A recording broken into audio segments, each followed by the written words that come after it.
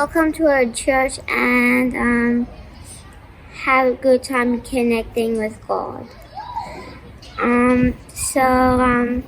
Dear Jesus, make sure that He watches over us, and if there's any poor people, would you please help them?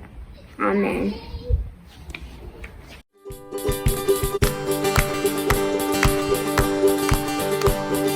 Lift up your voices and lift up your praise.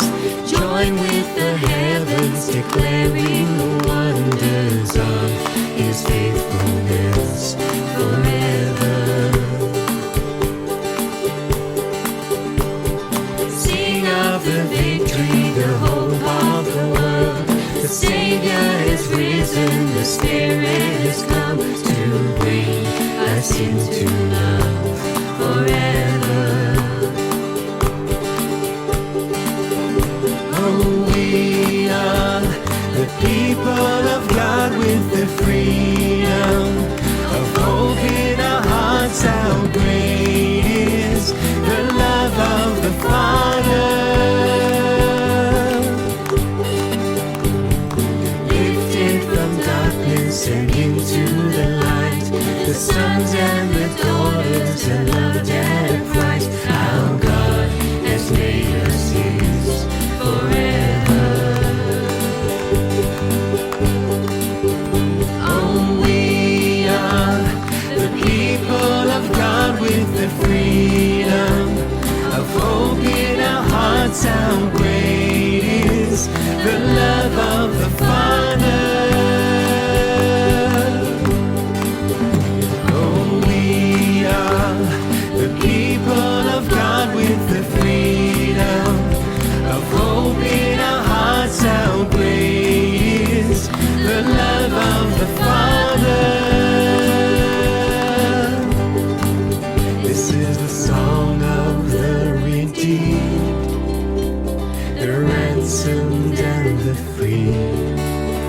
Given life at such a price. This is love, this is love. And when the Father calls us home, and we see Him on the throne, hear the voices sing as one. This is love, this is love.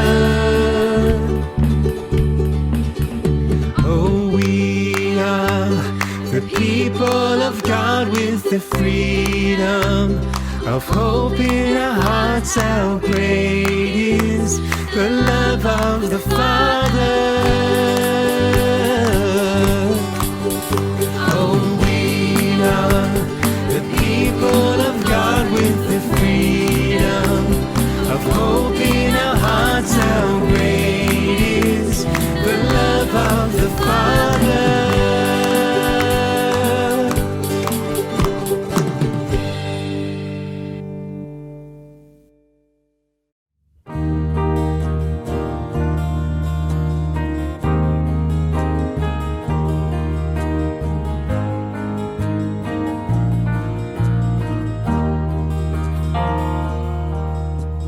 Jesus Christ, I think upon your sacrifice.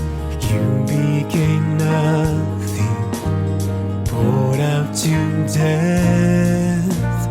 Many times I've wondered at your gifts of life, and I'm in that place once again.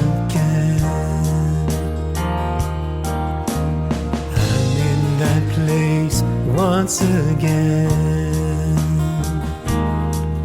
and once again I look upon the cross where you died. I'm humbled by your mercy and I'm broken inside. Once again I thank you, once again I pour out my life.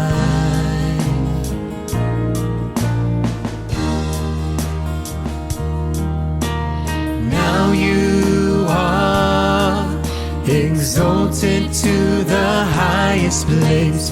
King of the heavens, where one day I'll bow. But for now, I marvel at this saving grace, and I'm full of praise once again. I'm full of praise once again. And once again I look upon the cross where you died. I'm humbled by your mercy and I'm broken inside. Once again I thank you. Once again I pour out my life.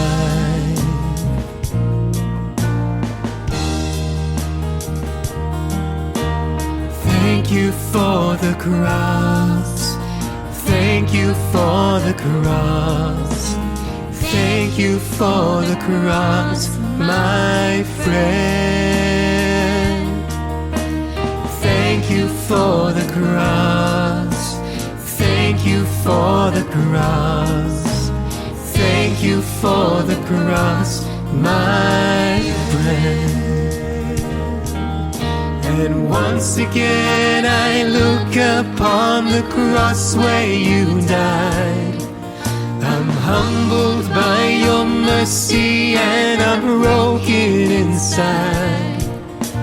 Once again I thank you. Once again I pour out my life.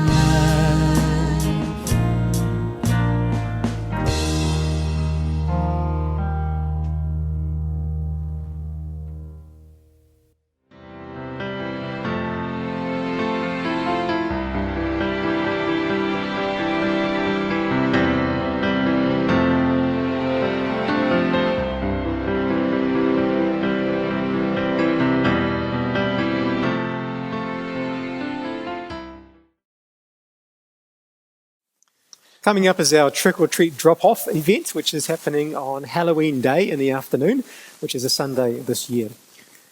We obviously can't do really anything big in-house in our church with the lockdowns and the uncertainty around that. And so what we're doing is decorating up a trailer and a car and going out into the community and dropping off lollies. And so we are posting that. We've advertised that on some forums already. And the response has been amazing. There's been so many parents saying, yay, this is something to look forward to. My kids are going to be dressed up. This is so cool. Come to my street, come to my street. And we're just having to make sure that we have enough lollies, which is where you come in. So if you have any capacity to buy some wrapped lollies, please do. And we'll arrange to get hold of them from you some stage before the event. We have got an amazing sponsorship donation from New World in Stonefields, which is great, fantastic. But if you can also give lollies too, that would be great. There will be other needs in terms of making this event happen as we go on, and I'll communicate those. But if you can help in any way, do please let me know. It's going to be really exciting.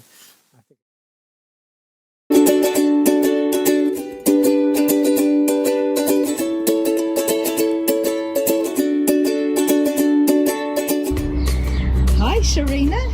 Oh, hi, Heather. I can't come any closer, but what's your name of your cat? This is Toby. Oh, he's beautiful. He just turned 2 years old. 2 years old, he's beautiful. Yeah. Oh, looks like he might want to go. Yeah. Yeah. Hey, what have you been doing during lockdown? Did quite a lot of things. Like I walk my dog every day, basically. Also, I'm doing a lot of activities in the house. Great. I'm used to the lockdown now, which is you don't have time to spend money much. Yeah. I save a lot of money, much more. That's true. Yeah. Oh, well, good luck. Do you want to say anything to the church family? Say hello or? Hi everybody. We can go through the lockdown, and we all hope you guys all keep safe and stay stronger. Yeah. Brilliant. Hey, thank you. You're welcome. Bye. Thank you. Bye-bye. Bye. Kia ora. Harvey and Margaret, so nice to see you guys. Hello. Nice to see you. Lovely to see It you. feels like a very long time since we've met. Ages. Yeah, what have we're you guys? missing you all. Yeah, what have you guys been up to? Lots of sorting of papers, really, and photos, labelling photos. Working on old photo albums. Well, in fact, most of our photos are in boxes. And my mother's, I'm sorting out my mother's photos. So there we go. And lots of papers and lots of children's ministry stuff that I've gathered over the years. Lots and lots of craft materials if anyone wants stuff.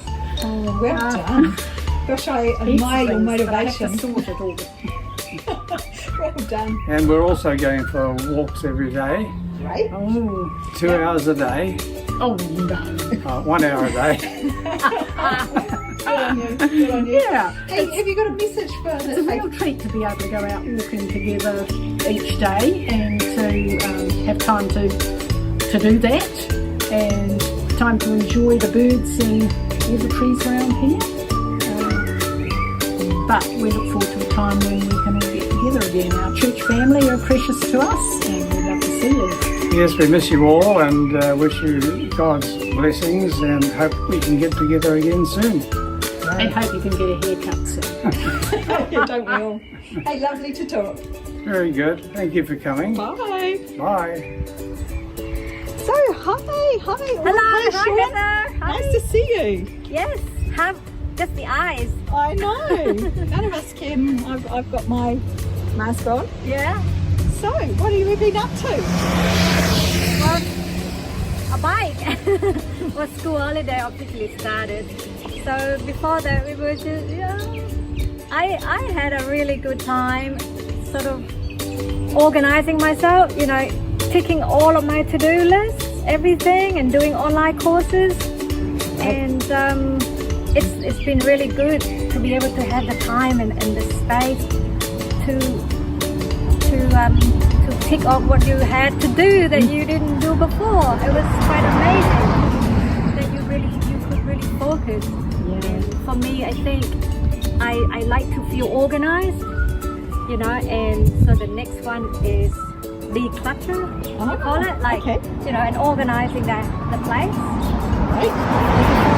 Starts again, and doing a little bit of gardening. We've got the skip bin, the skip bag, but haven't been able to do that because they're not going to be able to collect it under the level 3, and we don't want it to leave it here for a while. So for me, I think I've been having quite a good time during the lockdown. Yeah, good. Yeah. Like how about Sean? Yeah. Not bored? Oh no. It's been catching up with friends, doing online. Online, yeah. But that's the most we can Kind of do. all you can do, really. Yeah. We went for a walk. Yep. We went for a walk, St Heliers by the beach, beautiful. Nice, People nice. were out there walking as well. Yeah, and, Sean's been doing piano online, Oh, great. which is Good quite on you. amazing because even though we're under lockdown, he's not completely off piano practice altogether, which is really good because that keeps it going. Yeah, it's so good. Because the exam's coming up in December. So it's good. Okay, well, good luck with that, guys. Nice to see you. Did you want to say anything to the church family? Or Hopefully I don't know when we are back to be able to get back into the actual face-to-face contact. Might be a little wee while, at least a week or 2 or 3. But keep safe and be positive, I guess. Yeah. okay, hey, thanks so much. Thank you. We'll see ya. Thanks, Heather. We have been working our way through the book of Acts recently, but I would like to take a small detour this morning into the topic of vaccinations, and particularly the COVID vaccine. I don't think Luke would mind that much because he was, after all, a physician. He might be quite interested and give us his blessing. But it's a topic which is really important because it's a topic which is polarizing people. Have you noticed that? If you've been engaging with social media, you may have come across long conversations and arguments and toings and froings between those who are are ardently pro-vaccine against those who are ardently anti-vaccine. And it gets personal at times, and it is heated, and it is sometimes a bit ugly. But what it shows us is that it is an issue which people are deeply invested in and deeply concerned about. And so this morning I'd like to just give you one man's view, really, of my response to the COVID vaccine, and to tell you why I'm super happy to be vaccinated and super willing to tell everyone to get vaccinated, in fact, from my point of view. You may have a different point of view, and that's completely cool, but this is one man's view. And I have done a little bit of engagement with scripture on this, so hopefully that will be of use to you as well. COVID is huge, of course, but it's not the first coronavirus we've struck in this century. In the early 2000s, you'll probably remember the SARS virus, which was big for a while. And around 2012, there was another coronavirus called the MERS virus, the Middle Eastern respiratory virus, which had a very high morbidity rate. 30% of people who contracted that virus died from it. So it was very fatal, but it wasn't as widespread as the COVID pandemic has been. The COVID is the biggie one. Over 200 million people globally have been infected with the COVID virus officially, and the real numbers would be far in excess of that. There have been 4.5 million people who have lost their lives to COVID officially, but the real numbers are far in advance of that, and experts say probably in the realm of 13 to 14 million people have lost their lives through the COVID virus. But because of our experience with these other two coronaviruses, the pharmaceutical and medical professions were quick to come up with vaccines. And one of them is the Pfizer vaccine, which is a mRNA, messenger RNA vaccine. And I thought for those who are interested, I might just show a quick 5-minute video here about how a mRNA vaccine works. If you're not interested in this, just fast forward it. But for some of you, it might just fill in a few holes in your understanding. And then we'll talk after that. First, you must understand how the immune system works. When a virus enters your body, it will attach itself to one of your cells and inject its DNA or RNA into it. This is like a blueprint for your cells, containing instructions on what the cell has to make. So in this case, the virus's RNA will tell your cell to make more copies of the same virus. They become factories, assembling new copies of the virus that can infect even more cells. But don't worry, our bodies have a defense system for foreign intruders. The immune system attacks any protein, virus, or bacteria that does not belong in our bodies, but it takes a few days for it to learn how to attack the intruder. Meanwhile, the virus factories are running non-stop, quickly replicating the virus and spreading it in your body. In other words, you start experiencing symptoms of whatever has infected you. After a few days, however, your immune system will have figured out how to attack the virus and will start producing antibodies. These attach themselves to the virus, preventing them from infecting more cells and marking them for destruction.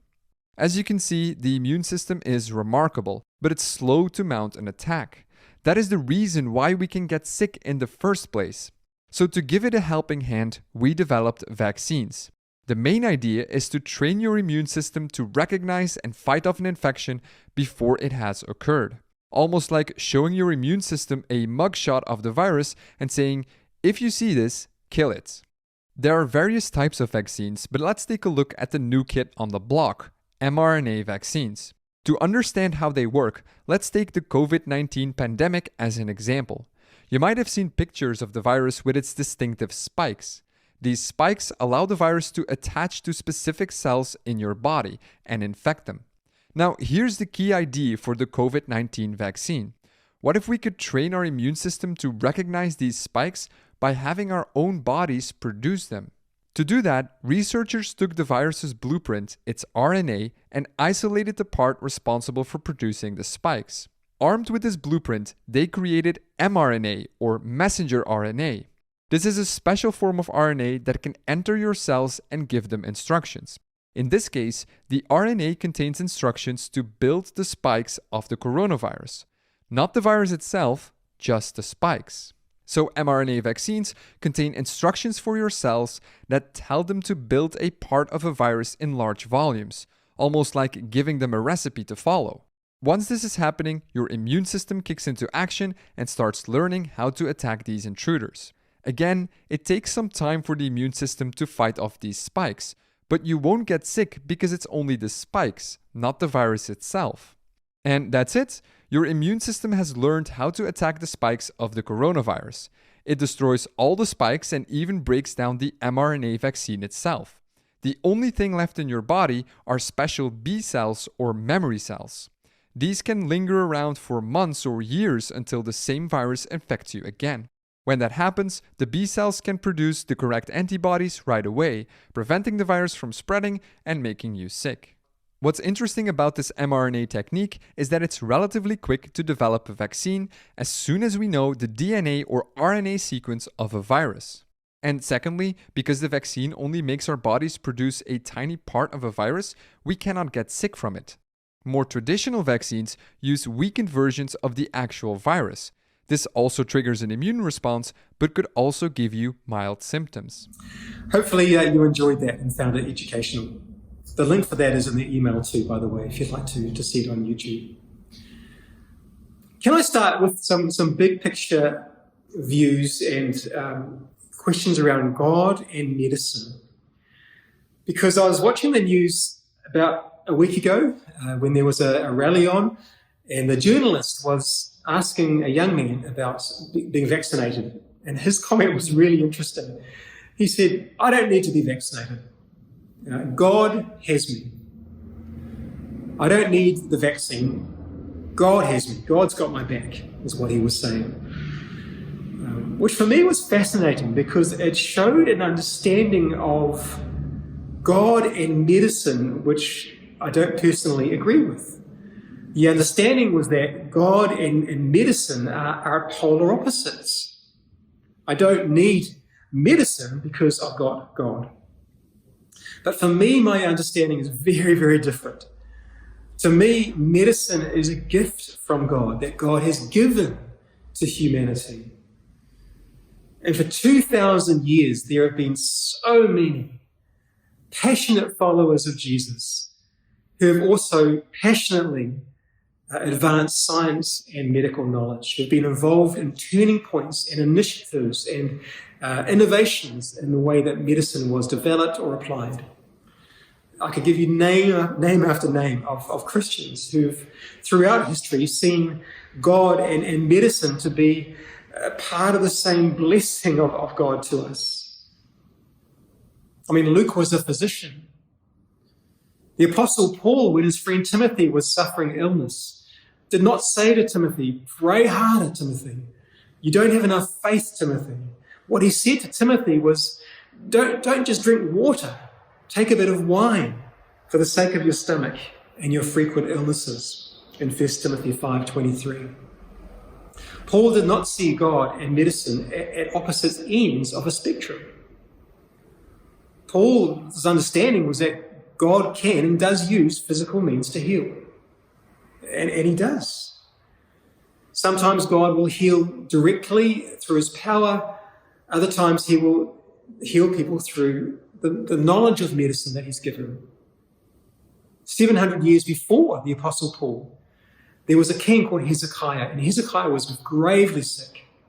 He was on death's door, in fact. And God sends the prophet Isaiah to Hezekiah, and he says these words in 2 Kings 20, verse 1.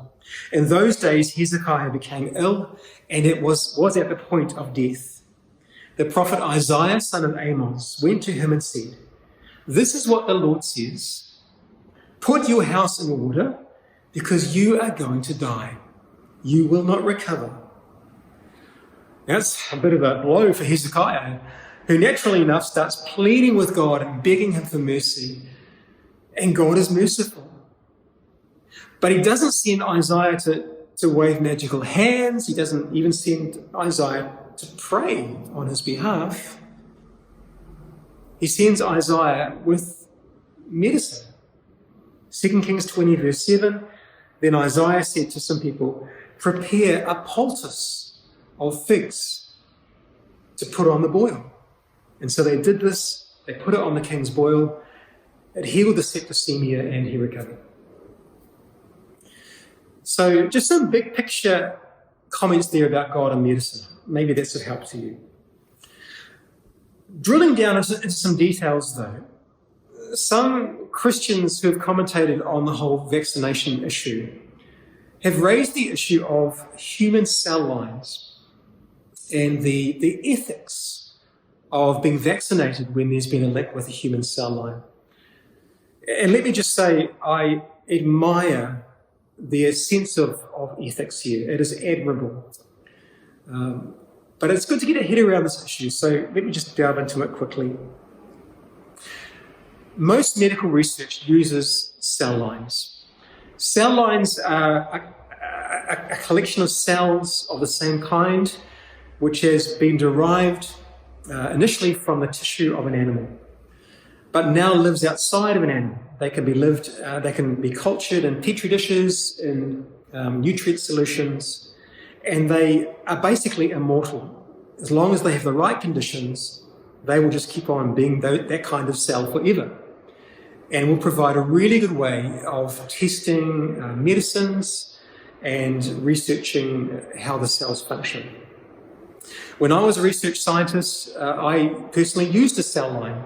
I used a mouse cell line called the 3T3L1 mouse cell line. I wasn't using experiments on mice, but I was using mouse cells that way back had come initially from a mouse. Now, the problem with medical research that is targeting humans is that you can't do the final testing in mouse cell lines because mice cells are very different from human cells. And so medicines need to be treated, given to human cell lines to see their reaction. And there's a variety of human cell lines in existence. One of the ones that is common in medical research is the HEC293 cell line. And this is the one that's been used for vaccination research. It's been around for decades. It was started way back in 1973 in the Netherlands. It was taken from tissue of a fetus. And the problem for some Christians around this is that the fetus was either a miscarriage or could have been an abortion. We just don't know. But it could have been an abortion. And for many Christians, of course, who have issues with that because they think God is not into abortions, that raises issues. Shall I take benefit from something that at its starting point was something that was morally suspect? Now, it's really important that we understand that Pfizer vaccine has no human cells in it at all, none at all. But the Pfizer vaccine and the other vaccines were tested on the HEC293 cell line to make sure they were safe and so on. And so there is a link there. So I guess the question is, am I comfortable in taking a vaccine when there is a distant link with a possible abortion event at the outset of the cell line? For me personally, I am. And I want to explain that in two ways. Firstly, an ethical angle, and secondly, a practical angle. Let's firstly look at the ethics. Maybe a place to start is the picture I'm sure you've seen of a stone being dropped into a pool of water, and the ripples rippling out from the place where the stone went into the pond. And this is a good illustration, I think, of the impact of events. When something happens, when an event happens, ripples of consequence ripple out from that event into the environment, into the lives of people, even through time. So events cause consequences, and we all know that. The question is, impacts ripple out, consequences ripple out, but does guilt ripple out also? Is there moral culpability that ripples out alongside the impact of something when the initial stone dropping was morally dubious or wrong? Does guilt ripple out as well as impact? And for me, I don't think so. I think in these kind of situations, a line needs to be drawn between consequence and guilt or culpability. Here's an example.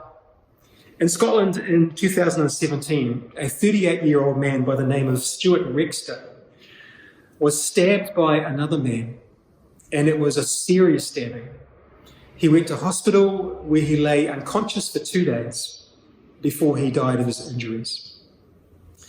Now, Stuart was an organ donor, and so his family were happy to allow the harvesting of his kidney and his liver and both his lungs and give them to 4 patients in desperate need of those organs, saving lives and improving lives. So here's the question. Should those 4 recipients feel gratitude or should they feel guilt? Because the initial event that led to their blessing was morally evil. I don't think they should. And that is an illustration, perhaps, I think, of the cell line debate. Consequences, impacts do ripple out. I don't think guilt always does. Here's another illustration closer to home. More than a century ago, around 100 Māori men from the Pakakoe and Parihaka tribes in the Taranaki were enslaved by the Crown for standing up and defending their land from being confiscated. And they were taken by the Crown down to Dunedin, where they were made to build roads down there. Forced labour, terrible conditions, many of them died. And they were the ones responsible for building roading in Dunedin. Now, if you've been in Dunedin, you may have travelled over some of the roads that they built. Māori Road was named after them. The causeway, Anderson Bay Causeway, was built by them. Other roads were built by them. So here's the question. Should we drive on those roads? Do we share in the guilt of that initial injustice by receiving blessing from the result of that injustice?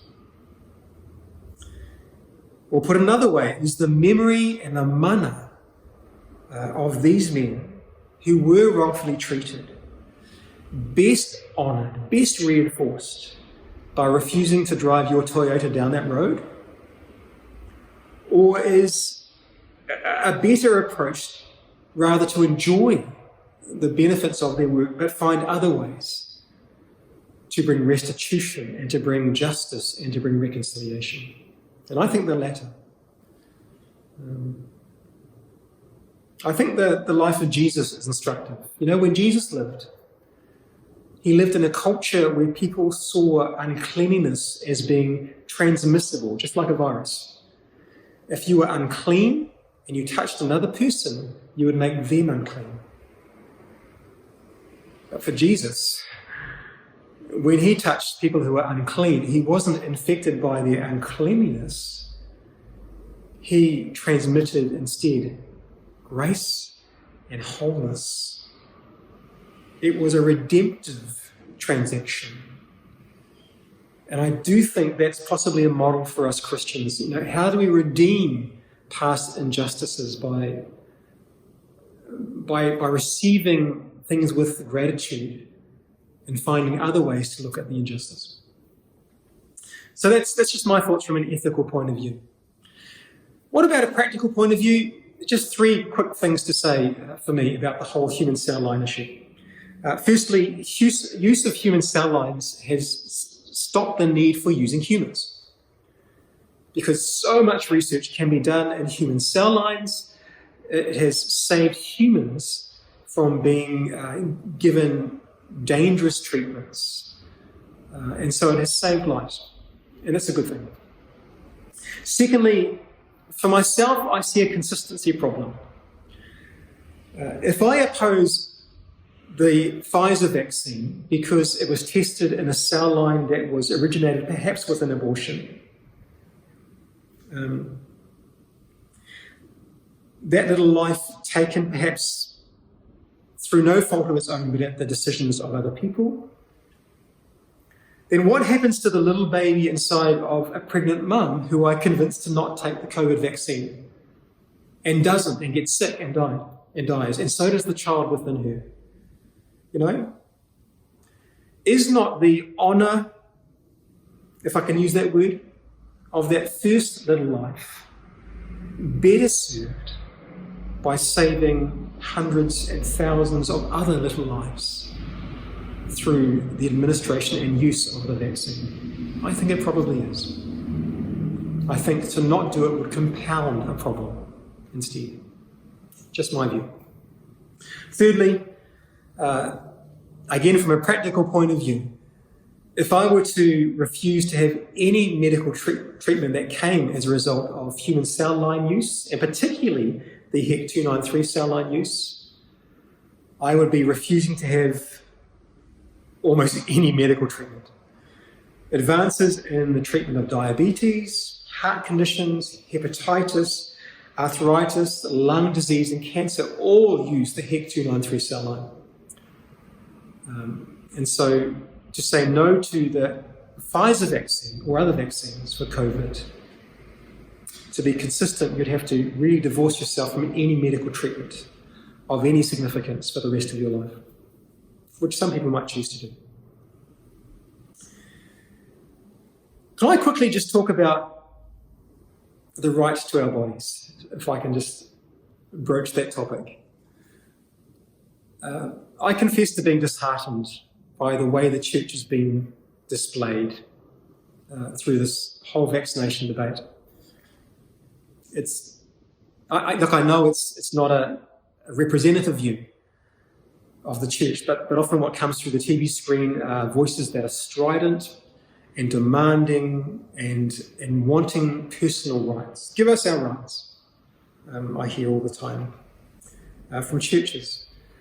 And you know, I just don't see it in the life of Jesus. I don't hear that cry in the life of the early church. Instead, what I hear time and time again is the word submit. Submit, submit, submit. Yield up your rights is the message of the New Testament that I read. Not because we're wimps, not because we're lacking backbone, but because of the difference Jesus has made in our lives. And so Paul says, Ephesians 5:21, submit to one another. Why? Out of reverence for Christ. What does Paul say to slaves who do not have control over their bodies because their bodies are at their master's beck and call? He doesn't say to them, run away. He doesn't say to them, demand your rights. He doesn't say to them, break free. But instead he says, because of Jesus, you are now free where it matters most. So use your position as a slave to lead your master, draw your master to the beautiful Jesus, who is the true master. Slaves, obey your earthly masters, he writes in Ephesians 6:5 and 6. Obey them not only to win their favor when their eye is on you, but as slaves of Christ, doing the will of God from your heart. So the catch cry, my body, my choice, what would Paul say? I think he might say yes, but when you choose to be Jesus' follower, you're making a choice about your body too. The choice is to yield even our bodies for the purposes of Christ in our world. 1 Corinthians 6:19, do you not know that your bodies are temples of the Holy Spirit who is in you, whom you've received from God? You are not your own. He's saying the body's become not my body, my choice, but my body, God's choice, you know? And the implications for the way that we treat our bodies and eat food and exercise and rest and all those sort of things are huge, and we don't have time to go into all that now, but our bodies are the Lord's. Look at the example of Jesus. He chose to surrender his body to the scheming Jewish leaders and to the brutal Roman soldiers. He had his limbs transfixed, pierced by nails to the cross. He surrendered his body. Why? Because he loved his Father, and that love spilled over into his love for other people also. And I guess for me, that's where this issue rests finally. For me, the vaccination debate is really about love. It's about love. It's not about individual rights. It's about submission to the law of love. And love in this issue is really, really practical and obvious, I think. I show love by being vaccinated in two ways, at least. Firstly, it shows love by reducing my ability to infect other people if I get sick with COVID. The Centre for Disease Control and Prevention in the USA summarizes findings about the vaccines. It says, a growing body of evidence suggests that COVID-19 vaccines also reduce asymptomatic infection and transmission. Transmission between unvaccinated persons is the primary cause of continued growth. Okay, so I show love to others. I'm less a danger to them by being vaccinated. Secondly, it shows love by not needlessly diverting medical attention to me, health resources to me, when other people need them more. Again, from the CDC website, unvaccinated people are over 10 times more likely to be hospitalized with COVID-19 than vaccinated people. From January through to June of 2021, for people aged 18 years or over, whose vaccination status we know about, only 3% of hospitalizations occurred in fully vaccinated people. So I show love by being vaccinated, by freeing up limited health resource to those who need it. Yes, for COVID, but for other things also. Now, there's still questions, of course, about the vaccine. Is the vaccine, the Pfizer vaccine that we have here in New Zealand, is it 100% effective? No, of course not. Because no medical treatment is really. Figures for the Pfizer vaccine show us that it is effective. It has a 75 to 95% protection rate against hospitalization. It's not completely effective, but it's pretty good. Does it have side effects? Yeah, it does. Because every medical treatment has side effects. But serious side effects from the Pfizer vaccine are vanishingly small in terms of their numbers. So there are questions, I understand. But, you know, I look at the Good Samaritan. There's a man lying in the ditch, not moving. Do I go over there? Do I help him? I don't know if maybe I'll be hurt or damaged or this might cost me in some way. So all of these questions are there. But for him, he chose to show love. And I do believe, personally anyway, that I think getting vaccinated is a loving thing to do. So as I said at the start, this is just one man's view. Hopefully it's been of use to you. And I pray for a clarity of God's guidance and leading in this issue and in all others as well. For the glory of Christ. Take care.